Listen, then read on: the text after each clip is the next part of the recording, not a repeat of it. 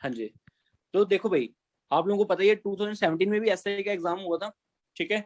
उसमें first of all आपको, अगर आप लोग इसके अपडेटेड हैं तो कल नोटिफिकेशन आ चुकी है आप लोगों की कि भाई सबसे पहले लास्ट टाइम जो हुआ था उसमें पहले फिजिकल हुआ था आप लोगों का, ठीक है। एंड देयर आफ्टर रिटन, जिन्होंने अपना फिजिकल क्वालिफाई किया था उसके बाद रिटन एग्जाम हुआ था, लेकिन इस बार इन्होंने ट्रांसफर कर दिया हुआ अपना, पहले रिटन करवा रहे हैं, ठीक है। एंड देयर आफ्टर जो सिलेक्टेड कैंडिडेट्स होंगे वो फिजिकल में पेयर करेंगे, और इंटरव्यू तो बिल्कुल भी नहीं होने वाला है इस बार, तो आप लोगों के लिए गुड न्यूज है ये। तो मेन जो फर्स्ट आपको फोकस रखना है वो रखना है अपने रिटन एग्जाम के ऊपर, ठीक है। जो लास्ट ईयर का एग्जाम पैटर्न रहा था मैं उसमें क्लियर बता दूं आपको, 120 मार्क्स का पेपर हुआ है आपका, जिसमें आपके मैक्सिमम जो पार्ट रहा है वो 80 जो मार्क्स रहे हैं ना आपके, वो आपके जीएस के और करंट अफेयर्स और करंट इवेंट्स के रहे हैं, ठीक है। और 40 मार्क्स का जो है आपका मैथमेटिक्स एंड रीजनिंग आया हुआ है। तो इस बार इन्होंने इंग्लिश में इंट्रोड्यूस करवाया हुआ है आपको, तो आपको मैक्सिमम आप लगा लो कि 60 मार्क्स का आपका जीएस रहने वाला है और 60 मार्क्स का जो होगा आपका इंग्लिश पोर्शन रहेगा। तो मैथ्स में जो आप लोगों ने करना है, जो मेन है बिल्कुल बेसिक से इन लोगों ने आप लोगों के सिलेबस में इंट्रोड्यूस करवाया हुआ है, जैसे कि मैं आपको दिखा दूं, नंबर सिस्टम में आपका, ठीक है, रेशियो एंड प्रोपोर्शन है, simplification, time and distance. Time and distance जो है इसको आप फर्दर डिवाइड कर लो, टाइम एंड डिस्टेंस को, इसको ट्रेन पे ले आओ आप, ठीक है, ट्रेन के बेसिस पे क्वेश्चन होंगे, और इसको बोट एंड स्ट्रीम के ऊपर भी ले आओ, ठीक है। ये क्वेश्चन, ये टॉपिक थोड़ा सा यहाँ पे एग्जैजुरेट होता है आपका। रेशियो एंड प्रोपोर्शन है, इसको आपने दो हिस्सों में और आपने पढ़ना है, वो है आपका एक पार्टनरशिप, ठीक है, और आप लोगों का रेशियो एंड प्रोपोर्शन रहेगा आपका एजिस के ऊपर, एजिस, ठीक है। फिर उसके बाद आपका यूनिटरी मेथड, परसेंटेज आपका सिंपल है, ये आप लोगों को आता ही है, ठीक है। परसेंटेज में आपने प्रॉफिट एंड लॉस भी पढ़ना है। यूनिटरी मेथड ये आप लोगों ने बचपन से किया हुआ है, एलसीएम एंड कंपाउंड इंटरेस्ट, ये एलसीएम तो आप लोगों ने पढ़ा हुआ है, ठीक है। इसके साथ हम कम्प्लीमेंट्री पढ़ेंगे एचसीएफ, क्योंकि आजकल जो क्वेश्चंस हैं वो ज्यादा एलसीएम से ज्यादा एचसीएफ पे पूछे जा रहे हैं, ठीक है। तो इन्होंने एलसीएम लिखा तो एचसीएफ भी इसका पार्ट ही है, हम वो भी कर लेंगे। साथ इंटरेस्ट है, फ्रैक्शन, सिंपल इंटरेस्ट, एचसीएफ दे लो, एचसीएफ भी इन्होंने अलग से डाल दिया, एंड अलजेब्रा। आपका टाइम एंड वर्क है, एवरेज, प्रॉफिट एंड लॉस ये भी डाल दिया गया है, मेंसुरेशन, 3D और डाटा इंटरप्रिटेशन। तो देखो, आप लोगों को एक चीज क्लियर बता देता हूँ, ये जो सिलेबस है ना, अगर आप सारा का सारा सिलेबस आपका बैंक प्लस ऐसे होंगे, तो ये आपका बैंक और एसएससी का मैथ्स का जो पैटर्न रहता है सिलेबस का, ये वो सिलेबस आपका यहाँ पे मेंशन किया हुआ है, ठीक है। तो हम लोग जो सबसे पहले आप स्टार्ट करने वाले हैं वो हम नंबर सिस्टम से स्टार्ट करने वाले हैं। तो आप लोगों का डेमो लेक्चर है, तो मैं आपको पहले एक्सप्लेन कर देता हूँ क्या है। बिल्कुल ही बेसिक से स्टार्ट करेंगे। आई डोंट नो कि आप लोगों का बैकग्राउंड क्या है, किस हिसाब से फील्ड से हो, मेडिकल हो, नॉन मेडिकल, आर्ट्स से हो, तो बिल्कुल हम बेसिक से स्टार्ट करते हैं। अगर जिनको आता होगा तो चलो उनका थोड़ा रिफ्रेश हो जाएगा। तो पहले जो हम लोग स्टार्ट करने वाला आता है नंबर सिस्टम। तो आप लोगों को पता ही है, मैथ्स बनने का रीजन ही यही था जब हमारे को नंबर्स प्रोवाइड किए गए थे, ठीक है। तो नंबर सिस्टम में सबसे पहली चीज देखो, मैथ्स स्टार्ट हुआ तो मैथ्स में सबसे पहले हमारे को नंबर्स ही चाहिए थे। तो नंबर्स जैसे ही आए, तो नंबर्स में क्या हुआ, सबसे पहले नंबर्स जो निकाल के दिए गए थे वो आप लोगों के थे नेचुरल नंबर्स। अब नेचुरल नंबर्स क्या थे? नेचुरल नंबर्स वो नंबर्स थे जो कि 1 से स्टार्ट हुए थे, 2, 3, up to so on two करते करते कहां तक गए, इनफाइनाइट तक गए। और नेचुरल नंबर्स को जब 1 से लेके इनफाइनाइट तक डिफाइन किया गया, तो यहाँ पे क्या हुआ, हमारे लिए प्रॉब्लम्स क्रिएट होना शुरू होगी। जैसे कि मेरे पास 4 रोटियां हैं, मैंने चारों की चारों रोटियां खा ली, तो पीछे क्या बचा? तो यहाँ पे तो कोई नंबर सिस्टम है, हमारे पास नंबर ही नहीं था कि हम बता सकें, किसी बंदे को एक्सप्लेन कर सकें यार पीछे क्या बचा। तो उस समय वर्ड यूज करते थे, कुछ भी नहीं बचा। जैसे हम लोग भी देसी भाषा में यूज करते हैं, यार अंडा बचा, ये बचा, ठीक है। तो वो एक एग्जैक्ट न्यूमेरिकल वर्ड नहीं था हमारे पास कि हम क्या डिफाइन करेंगे। एंड देयर आफ्टर क्या हुआ, आर्यभट्ट आया। आर्यभट्ट ने क्या किया, जीरो की इन्वेंशन कर दी। तो उसने बोला कि यार नंबर सिस्टम में सिर्फ नेचुरल नंबर्स के साथ साथ एक नंबर और है जिसका नाम है जीरो, ठीक है। और इसी के साथ नंबर सिस्टम चेंज हो गया और नंबर सिस्टम चला गया होल नंबर्स के ऊपर, ठीक है। और होल नंबर्स पे जाके नंबर्स हमारे कहां से स्टार्ट होने शुरू हुए, नंबर स्टार्ट हुए जीरो से। 0, 1, 2, 3 एंड सो ऑन टू करते करते कहां तक चले गए, इनफाइनाइट तक, ठीक है। तो यहाँ पे भी इस नंबर सिस्टम के आने के बाद भी हम लोगों के लिए प्रॉब्लम्स क्रिएट हो कि भाई होल नंबर्स तो हमारे पास हैं, तो मैं जैसे for example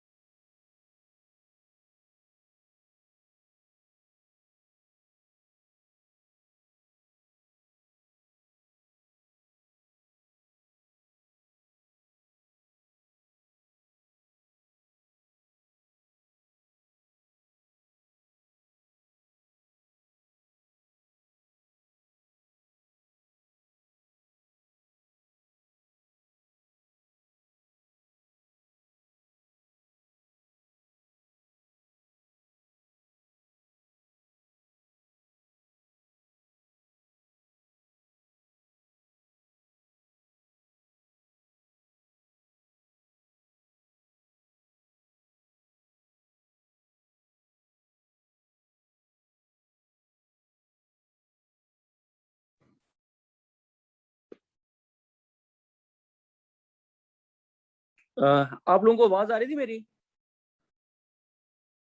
hello no sir. Class, एक second wait a second.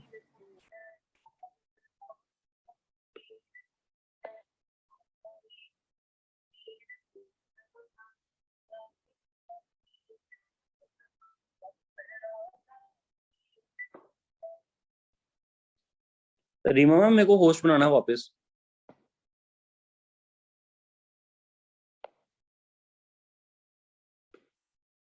Reema ma'am, class stop हुई है, होस्ट बनाए वापस।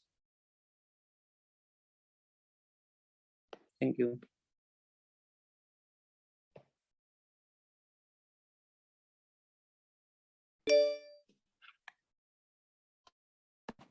आप लोगों को कहाँ पे आवाज स्टॉप हो गई थी? नेचुरल नंबर्स आपने किया था? होल नंबर पे सर।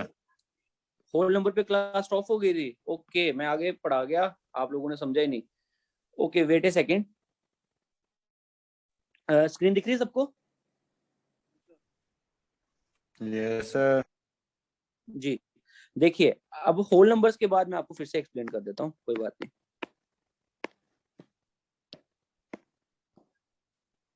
देखिए, होल नंबर्स के बाद क्या हुआ आपका? होल नंबर्स के बाद इसमें भी क्या हुआ? कंफ्यूजन क्रिएट होगी, कॉन्ट्राडिक्शंस आ गई। जैसे कि क्या हुआ, मैं फॉर एग्जांपल यहाँ पे इस किसी पॉइंट पे खड़ा हूँ, ठीक है, डायग्राम से समझाता हूँ। किसी पॉइंट पे खड़ा हूँ और यहाँ से मेरे को किसी ने बोला कि भाई 2 किलोमीटर आगे को जा। मैं 2 किलोमीटर आगे को गया, ठीक है। Hello sir. तो मैं, हेलो जी हेलो बोले। सर सर, क्या सर वीडियो वो शो नहीं हो रही है। आपकी आवाज कट रही है डियर, क्या बोल रहे हैं आप? वीडियो शो नहीं हो सर वो रही सर। स्क्रीन पे ना सिर्फ फोकस दिख रहा है, उस कैरियर फोकस बस। सर करियर फोकस, एक आपका वीडियो स्क्रीन शॉट नहीं दिख रहा सर। एक सेकंड, मैं अभी चेक कर लेता हूँ।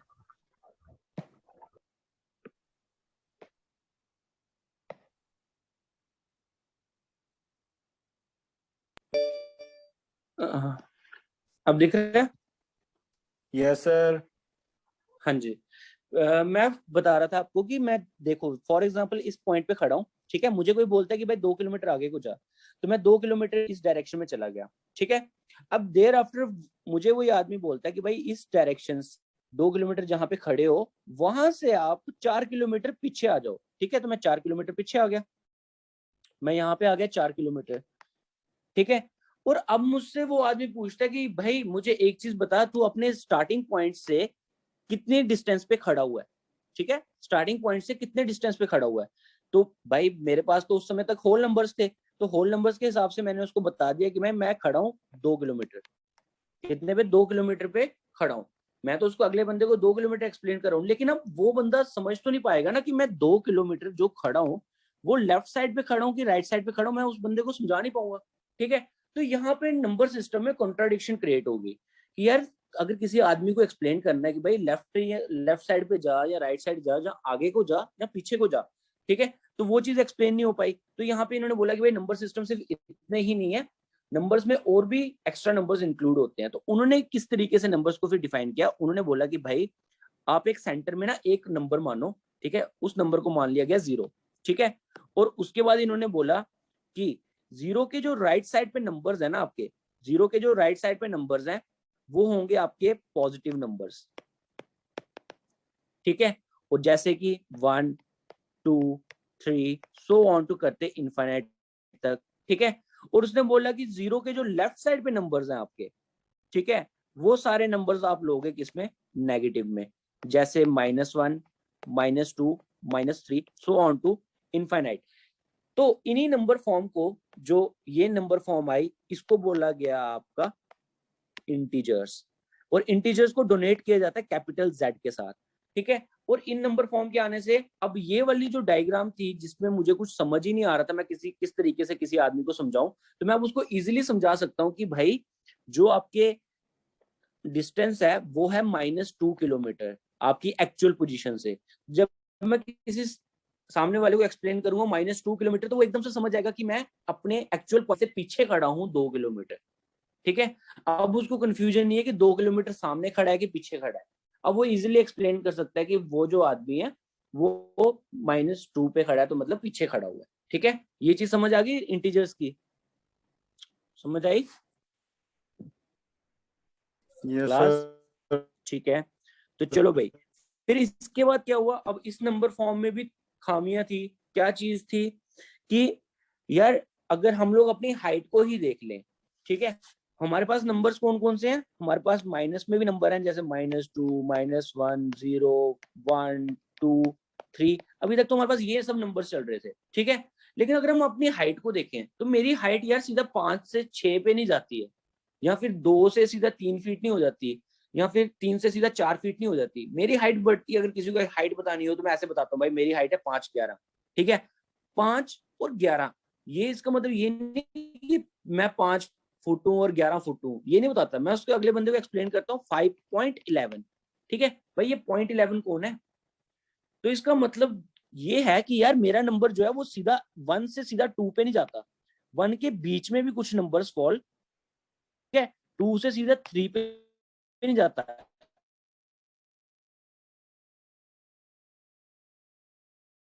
उन्होंने एक और नंबर फॉर्म दी जिसका नाम था आपका रैशनल नंबर्स, ठीक है।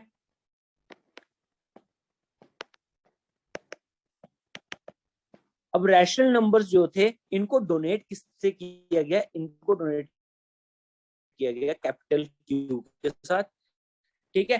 मोस्ट ऑफ द स्टूडेंट्स आप में से जानते हैं, मैं यही बड़ा P by Q form, sir ने क्या बता रहे हैं डेसिमल नंबर्स। तो मैं आपको एक चीज बता देता हूँ कि अगर मैं किसी आदमी को बोल रहा हूँ कि यार तेरी मतलब कि तूने डिस्टेंस ट्रेवल किया, फॉर एग्जांपल डिस्टेंस की बात कर लेते हैं कि आपने डिस्टेंस ट्रेवल किया 2.7 किलोमीटर, ठीक है। अगर मैं इसको खोल के लिखूं तो इसको इसी तरीके से लिखा जाएगा 27/10। अगर ध्यान से देखेंगे क्या ये पी बाई क्यू फॉर्म की नहीं है, ठीक है। तो जो नंबर्स हमारे इनके बीच में फॉल किए, इन नंबर्स के बीच में जो नंबर्स फॉल किए उनको भी इंक्लूड कर लिया गया और उन नंबर्स को किसके अंदर दे दिया गया? रैशनल नंबर्स के अंदर, ठीक है। अब ये रैशनल नंबर्स थे, अब ये नंबर फॉर्म टोटली एक्सेप्ट नहीं हुई। टोटल एक्सेप्ट क्यों नहीं हुई? क्योंकि ये रैशनल नंबर, ये सीधा सीधा जैसे हम लोग इंक्रीज किए थे, हम सीधा नेचुरल से सीधा होल पे आए थे, होल के बाद सीधा इंटीजर्स पे गए थे। इंटीजर्स के बाद जो नंबर फॉर्म थी ना वो दो टुकड़ों में टूट गई। एक तो थे हमारे रैशनल नंबर्स भी थे, और एक और थे हमारे जिनका नाम था इरैशनल नंबर्स। अब इरैशनल नंबर्स आप में से कोई मेरे को बता सकता है इरैशनल नंबर्स कौन से होते हैं? किसी को पता है इरैशनल नंबर्स? एग्जांपल दे दो। एक्सप्लेन नहीं भी कर सकते, कोई एग्जांपल दे दो मेरे को इरैशनल नंबर्स की, अगर किसी को पता है। कोई भी नहीं? सारे मेरी तरह हो क्या? तो देखो भाई, इरैशनल नंबर्स जो है इसमें कौन से नंबर्स थे? ये भी डेसिमल नंबर्स ही थे, ये भी पी बाई क्यू फॉर्म में ही थे, लेकिन ये वो नंबर्स थे जिनको हम एग्जैक्टली डिफाइन नहीं कर पाए। एग्जैक्टली डिफाइन होने का मतलब, जैसे मैं आप लोगों के सामने नंबर रखता हूँ √2। क्या आपको √2 की वैल्यू पता है? हाँ, मुझे भी पता है। मुझे पता है कि इसकी वैल्यू होती है 1.414।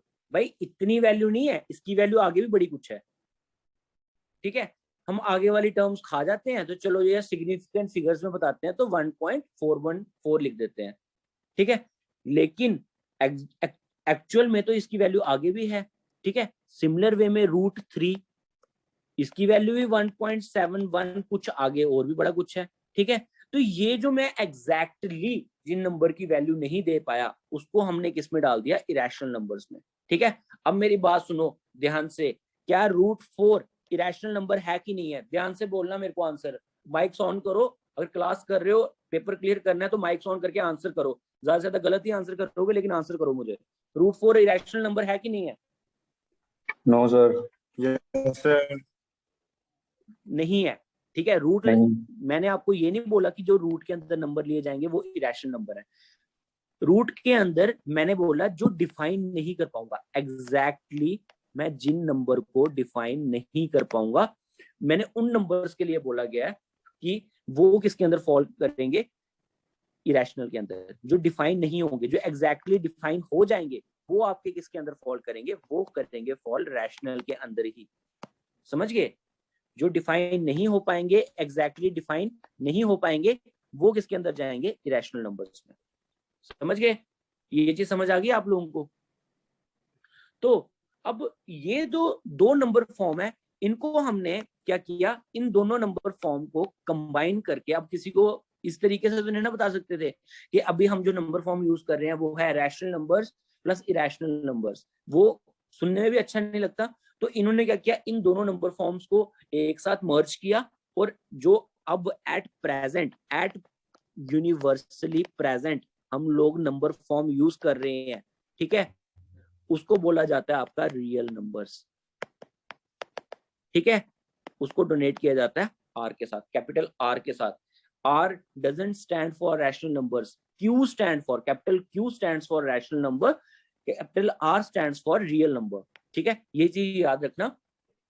तो रियल नंबर में ये चीज है कि जितने भी नंबर्स इस समय, रियल नंबर्स में क्या है, जितने भी नंबर्स इस समय डिफाइन है, जितने भी डिफाइंड नंबर्स अभी तक हैं, ये डिफाइंड नंबर्स मैं इसके साथ नहीं कंपेयर कर रहा, इसके साथ नहीं कंपेयर कर रहा, मैं आपको डिफाइंड नंबर्स वो बोल रहा हूँ जिनकी आप कैलकुलेशन कर सकते हो, जिनकी आप कैलकुलेशन कर सकते हो। ठीक है, उन नंबर्स को किसके अंदर रखा गया, रियल नंबर्स में। तो आप लोगों के दिमाग में डाउट उठ रहा होगा कि भाई कैलकुलेशन कर सकते हैं तो किन ऐसे कौन से नंबर्स आगे जिनकी कैलकुलेशन नहीं कर सकते। अगर आप लोगों के पास कैलकुलेटर है या मोबाइल है, ठीक है, जरा उस पर मेरे को ये नंबर करके दिखाना। अगर आप लोगों को आता है तो भाई मेरे को एक काम करो, मेरे को 71 को 0 से डिवाइड करके दिखाओ, या मतलब किसी भी नंबर को 10 को 0 से डिवाइड करके दिखाओ, 32 को 0 से डिवाइड करके दिखाओ, किसी भी नंबर को मेरे को 0 से डिवाइड करके बताओ, देखो क्या आ रहा है वहां पे। कैलकुलेटर शो कर देगा आपको एरर। तो ये डिफाइनेबल नहीं है। ठीक है, ये नंबर किसी भी नंबर को, एनी नंबर, किसी भी नंबर को अगर आप डिवाइड कर दोगे 0 के साथ, मतलब कि किसी भी नंबर, एट प्रेजेंट मेरे पास रियल नंबर्स हैं, अगर मैं उनको 0 से डिवाइड करके देखूंगा, मेरे पास अभी तक आंसर नहीं है, नॉट डिफाइंड। हम उसकी जगह क्या यूज करते हैं, एन डॉट डी। जो नॉन मेडिकल बैकग्राउंड के होंगे तो उनको पता होगा कि भाई tan 90 की वैल्यू क्या होती है। tan 90 की वैल्यू हम लिखते हैं नॉट डिफाइंड, क्यों भाई पता ही नहीं है, उसकी वैल्यू बनती है 1/0, नॉट डिफाइंड। या तो फिर एक तो ये नंबर्स आ गए, और कौन से नंबर्स है जो नॉट डिफाइंड है, रूट के अंदर कोई भी नंबर अगर माइनस में रख दिया जाए, फॉर एग्जांपल 1 ही रख लो, या रूट के अंदर -2 रख लो, या रूट के अंदर -81 रख लो, ठीक है, ये नंबर्स भी मेरे पास अभी तक नॉट डिफाइंड है। ठीक है, और इन दोनों नंबर्स को, इस दोनों नंबर्स की फॉर्म को बोला जाता है आपका कॉम्प्लेक्स नंबर। ठीक है, और ये हमारे नंबर सिस्टम के अंदर इंक्लूड नहीं किए गए हैं। तो अब नेक्स्ट जो अपडेट आएगा, पता नहीं कब आता है, आता भी है कि नहीं आता, उसमें जो होगा इन नंबर्स के बारे में बात की जाएगी। ठीक है, जिनकी वैल्यू अभी तक यूनिवर्स में हमारे पास है ही नहीं। ठीक है, तो ये चीज आ गई आपकी। तो ये आपके नंबर सिस्टम का कंसेप्ट था। तो आप में से किस किस को ये कंसेप्ट समझ नहीं आया? कंसेप्ट सबको समझ आया क्या नंबर सिस्टम का? यार एक तो आप लोग ना यस नो बोलने में बड़े ढीले हो।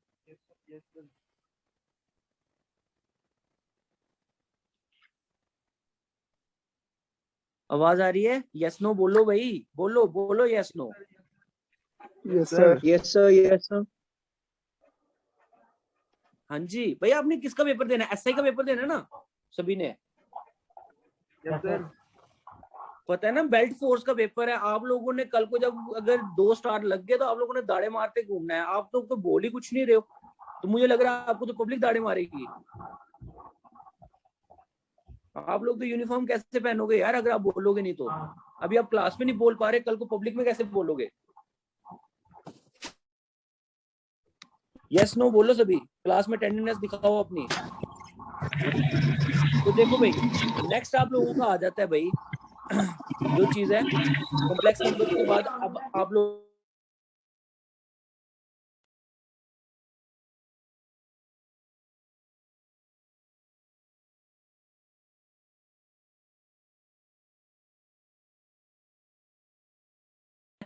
जो बच्चों ने देखे होंगे लेकिन कभी ध्यान नहीं दिया होगा, ठीक है, हमारे को सॉल्व ही नहीं करने आते होंगे। तो नंबर सिस्टम में एक चीज है जो आप लोगों को पढ़नी पड़ेगी सबको, वो है एक्सपोनेंट्स।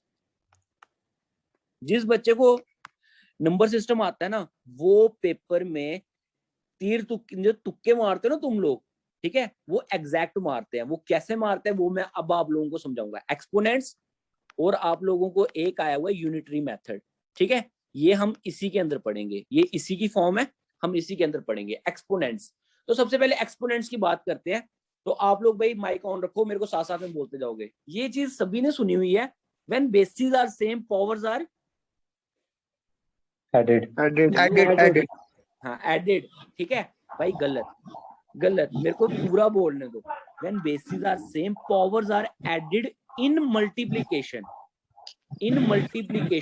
ठीक है। मैं क्या बोलना चाहता हूँ, ए की पावर अगर m है, ठीक है, बीच में साइन है मल्टीप्लाई का, और ए की पावर है n, बेसिस ध्यान से देखो, इसकी a है, इसकी भी a है, मतलब बेसिस सेम है, पावर दोनों की क्या है, एक की m है, एक की n है, बीच में साइन मल्टीप्लाई किया तो मैं पावर को ऐड करूंगा, m प्लस n लिखूंगा, ठीक है।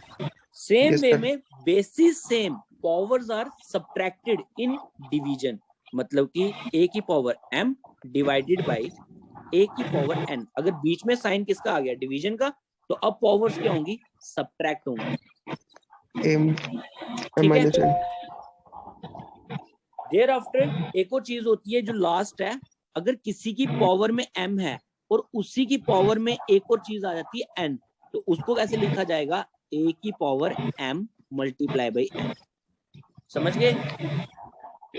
Yes, sir. ये चीज समझ आ गई, ठीक है। Yes, तो sir. अब आप लोगों को एक चीज समझा देता हूं मैं, पेपर में इन कंसेप्ट का, ये सिर्फ कंसेप्ट यूज होगा, इसके ऊपर टू द पॉइंट क्वेश्चन नहीं आते, ये सिर्फ एज ए कंसेप्ट यूज होता है, क्वेश्चन कुछ और ही आएंगे, ठीक है। अब कंसेप्ट क्या यूज होता है इसमें, मैं वो चीज समझा देता हूँ आपको। सबसे पहले आप लोग मुझे बताओ, ये है लिखा है मैंने √2, क्या मैं इसको इस फॉर्म में लिख सकता हूँ, 2 की पावर 1/2? क्या ये दोनों सेम चीज है? Yes, जिनको sir. नहीं पता वो जी ये चीज याद रखो कि रूट को इस तरीके से खोला जाता है। अगर यहाँ पर 3 होगा, ठीक है, और इसको मैं इस तरीके से लिख दूं तो एक ही बात होगी। सेम वे में अगर कोई मेरे को बोलता है 7 की पावर और यहाँ पे लिखा है 3, इसका मतलब है ये खुलेगा 7 की पावर 1/3, ये क्यूब रूट है, ठीक है। अगर कोई मेरे को बोलता है 8 की पावर यहाँ पे, सॉरी 8 की पावर 9, ठीक है, तो इसका मतलब है 8 की पावर लिखा गया है 1/9। तो ये चीज समझो कि जब भी रूट में यहाँ पे जो भी पावर होगी, ठीक है, उसको हमेशा आप किस फॉर्म में लिखोगे, रेसिप्रोकल फॉर्म में। समझ गए? किस फॉर्म में लिखोगे, रेसिप्रोकल। ये मैंने एक सर्कल बनाया हुआ है, जीरो नहीं लिखा है, सर्कल बनाया है, ठीक है। रूट के जो लेफ्ट साइड पे पावर होंगी वो सारी रेसिप्रोकल में आती हैं, ठीक है। अब ये मैं क्या क्यों बोल रहा हूँ ये मैं आपको बताता हूँ। देखो भाई पेपर में आता है ऐसा क्वेश्चन, ये लिखा हुआ है यहाँ पे √2, ठीक है, √3 इसका स्क्वायर √4 इसका आ गया 5, ठीक है, √7। तो आंसर बताओ क्या होगा, आंसर बताओ क्या होगा। पढ़ के सोच में, पेपर में ऐसा क्वेश्चन आता है, बताओ भाई, सोच में आ गए तो भाई क्वेश्चन तो फिर पक्का ही होगा, क्योंकि आप लोगों का तो होता है कि भाई आता नहीं है क्वेश्चन, तो जल्दी से बताओ।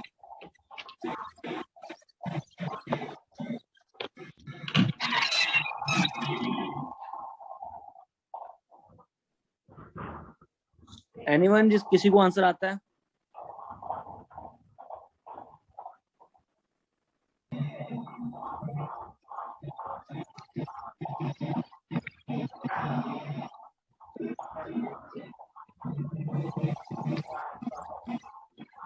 किसी का भी नहीं बना?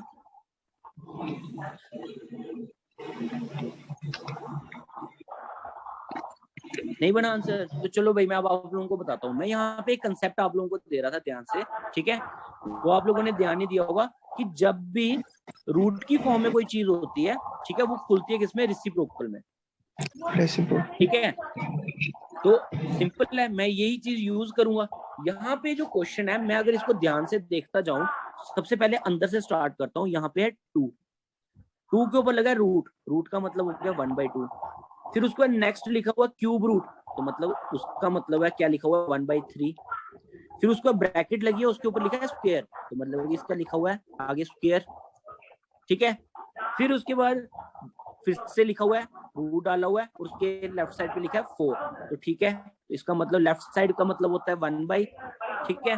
फिर वापस राइट साइड पे लिखा हुआ है 5, तो मतलब कि मल्टीप्लाई किया गया किसके साथ, 5 के साथ, ठीक है। फिर उसका फिर से रूट लिखा गया, तो रूट का मतलब हो गया फिर से ये, और ये इसको रेसिप्रोकल फॉर्म में लिखूंगा। क्या ये चीज समझ आई मैंने क्या लिखा?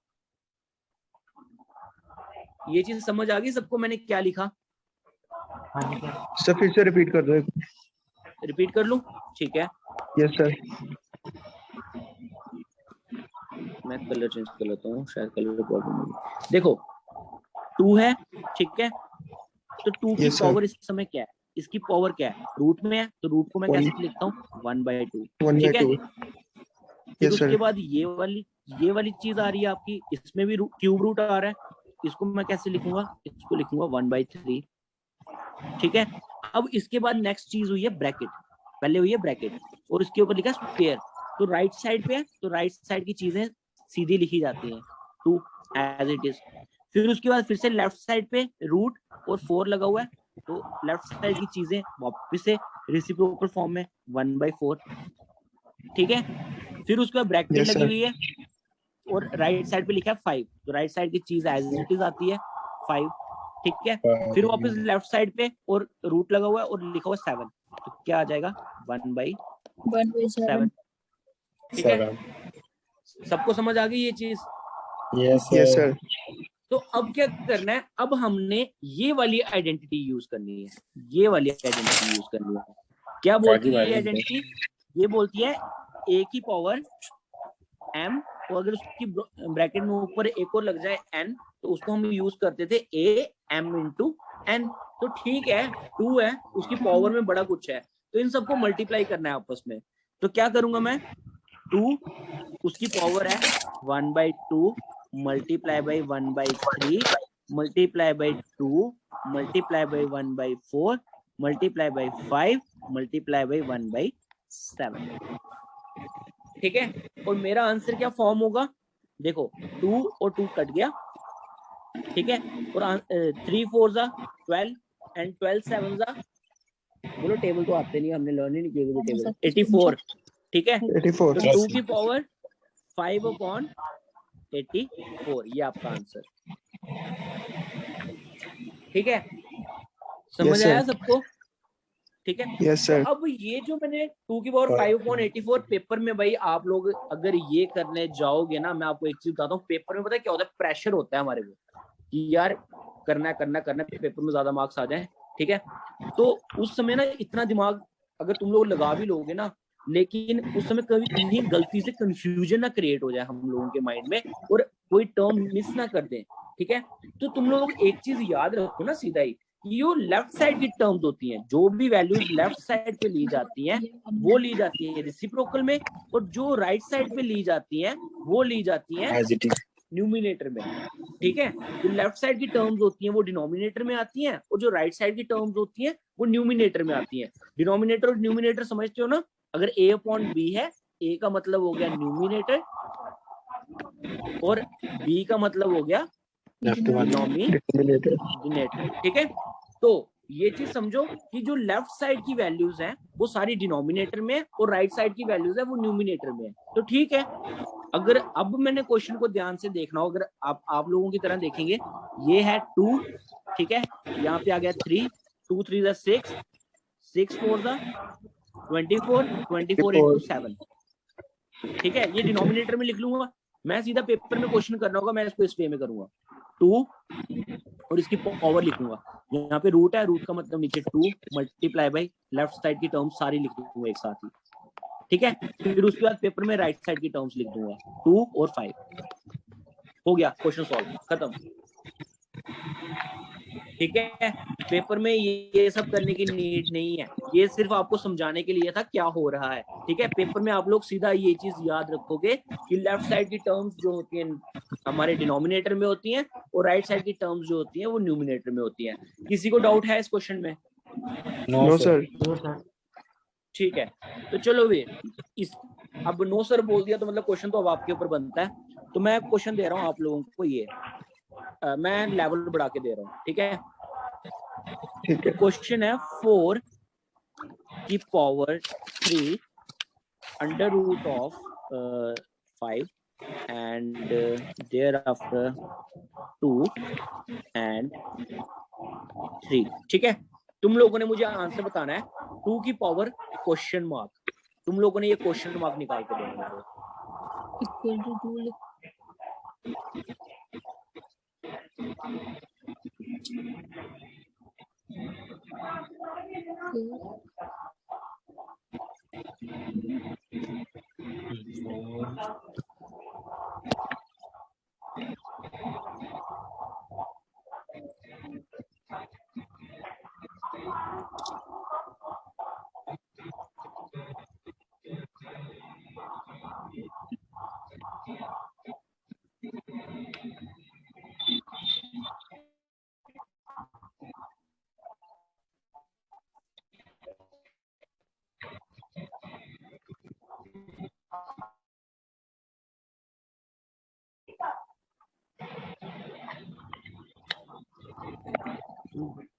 Sir, 2 into 5.